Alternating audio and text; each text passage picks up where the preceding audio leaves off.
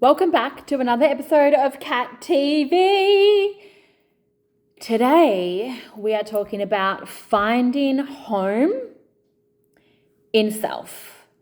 And this beautifully follows on from the previous video that I did around what do cats represent to you in your life. So I remember when, I think it was like a week or two after Tilly had transitioned, we'd said goodbye. And I was not coping. I remember being I'd left the family home and I was staying somewhere else. And I remember lying in bed one night and I was in overwhelm. I was having a panic attack. My tummy was really, really bloated. And I remember the feeling saying, I want to go home. I want to go home. I want to go home, but I don't know where home is because Tilly was my home. And now that Tilly is no longer here, I don't know where home is. And I remember speaking to my kinesiologist about this, and because Tilly was my home, my safety net, my safe space, my anchor, my one,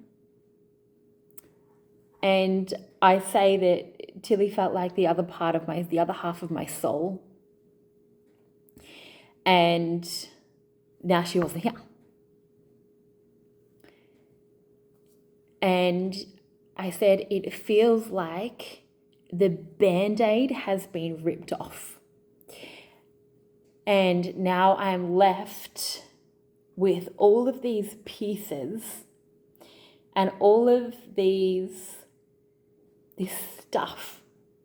Everything that Tilly was protecting me from and patting me from and the cushioning that she provided has now just been taken away.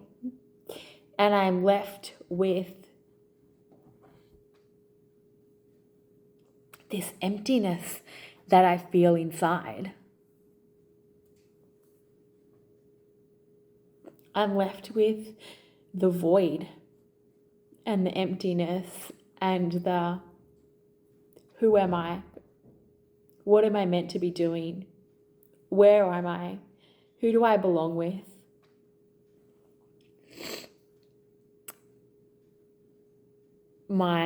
A long-term relationship that I had been a part of was no longer.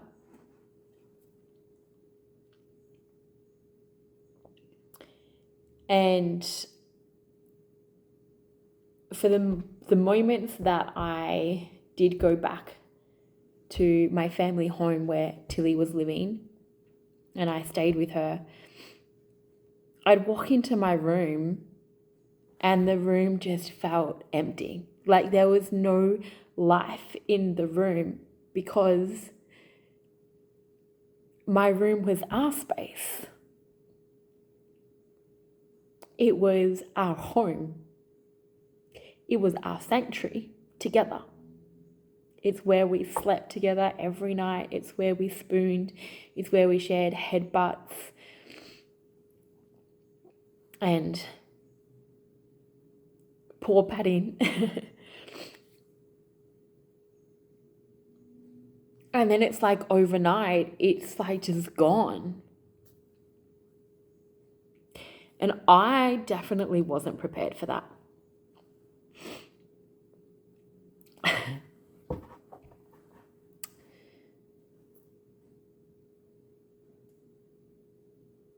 And like in the session with the kinesiologist, she said to me, it's literally like the Band-Aid. Tilly transitioning is like the Band-Aid's been ripped off and now we're just left. I guess like if you think of like an actual Band-Aid and there's a wound or a scarring underneath and you put the Band-Aid and to hope it heals, and then it's like you just rip the Band-Aid off and you're left with the wound and the scar and all the gunk underneath. And we've all heard of this analogy in life.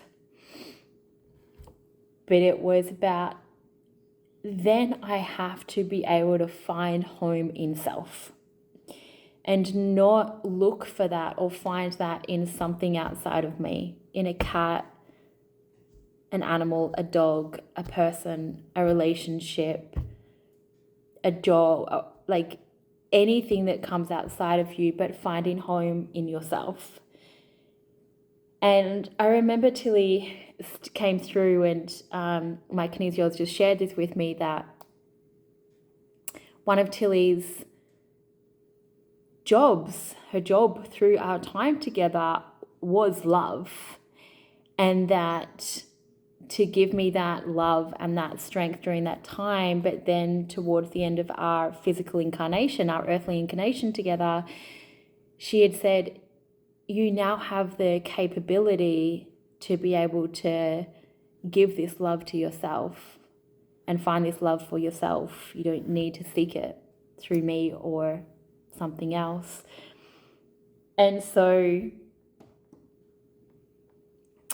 from those 8 months since she has transitioned, this whole next part of the journey that I have been on has been about finding that home and comfort in self and finding love in self. And one of those biggest pieces is that when you're triggered or a life event happens or something happens, and you go back to your animals and you just wrap your arms around them and you hug them, and it's like you just absorb yourself in their energy and in their world. And they give you the comfort and the strength to be able to get through. But when that's not there, you have to be able to find that in yourself. And I remember a situation not that long ago, only a couple of months ago, where I was looking after a dog and something happened, a situation happened, and I was really triggered. And I remember saying to myself, okay, I'm not going to abandon myself, because I had recognized a pattern where I would abandon myself. I'd abandon self, I'd ditch self, I'd go numb myself through various different things, usually technology, social media. In previous times it had been foods. And previously when this happened, I would just go, where's my girl? But this wasn't available for me anymore. And so it's that decision to say, I will not abandon self through this. I am going to hold myself. I'm going to give myself a big bear hug. I'm going to wrap my arms around me. I hold myself like this and give myself a big hug. I'm going to kiss myself and say, I got you. No longer will I abandon self. I'm here. I've got you. Yourself. It's okay.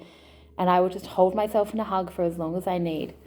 I might do some rubbing of the shoulders. This is a really beautiful one. It helps to soothe the inner child, because normally when we were younger, our parents would pick it up and they'd hold us and they'd cuddle us, and it's around the shoulders and the arms. So that's a really good one. Rubbing along here and then along here helps to soothe panic. Also tapping. And we can also do ceremony for ourselves. And I will share another video around ceremony and how ceremony for me helped to soothe my limbic brain after Tilly's passing, and how that supported me to not go into the deep dark hole of grief and enabled me to bring love and reverence to this process.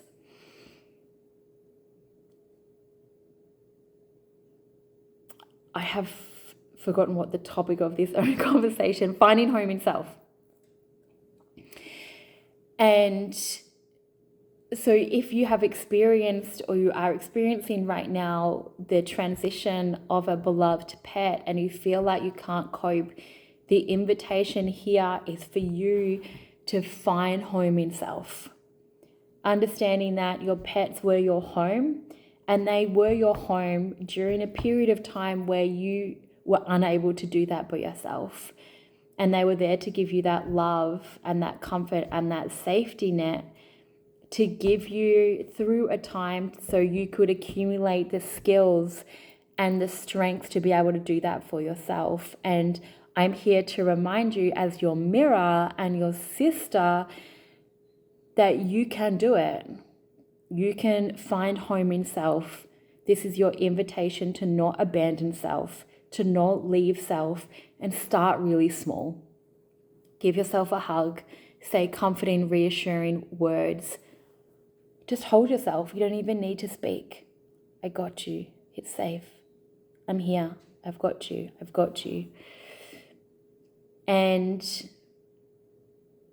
I am a believer that the journey we take in finding home in self doesn't happen overnight, doesn't happen in one thing. It's a journey.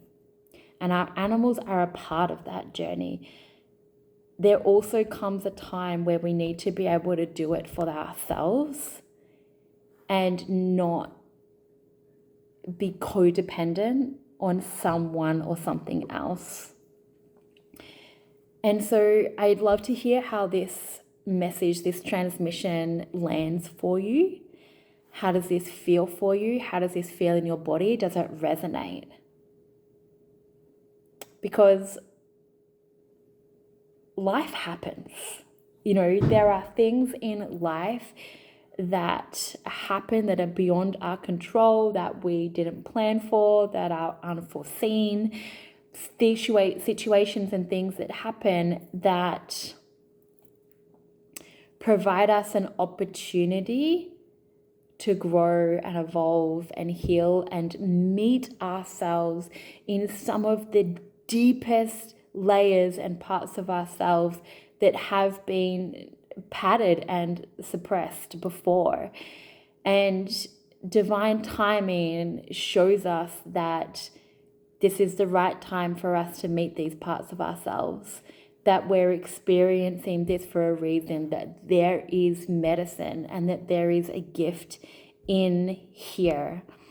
And, the saying that Source, God, universe never gives us anything that we're not able to deal with, I think there's some truth to that.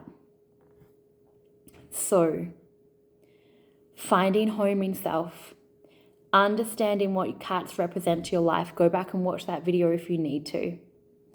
Understanding where are you keeping your beloved pet stuck and in suffering because you're unable to let go. And then allowing yourself to be with the parts of yourself that are being shown post your beloved pet's passing, and giving yourself grace and space and time to meet these parts of yourself. It is an unraveling, it's piece by piece. And each wave of grief that comes up, you get to meet yourself again and again and again and again. And you get to hold yourself through that process.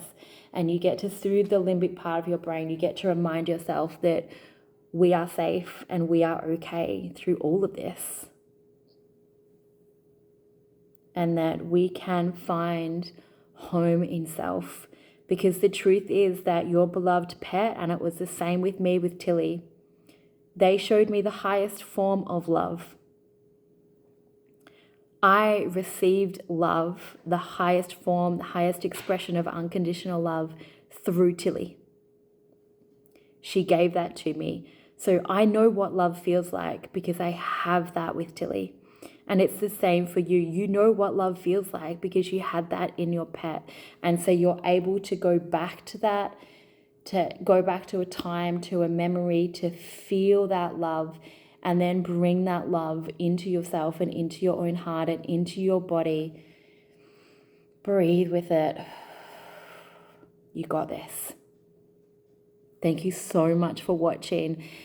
I look forward to seeing you in another episode next time. For now, don't forget to like, subscribe, and comment, and I'll see you on the next episode. Bye.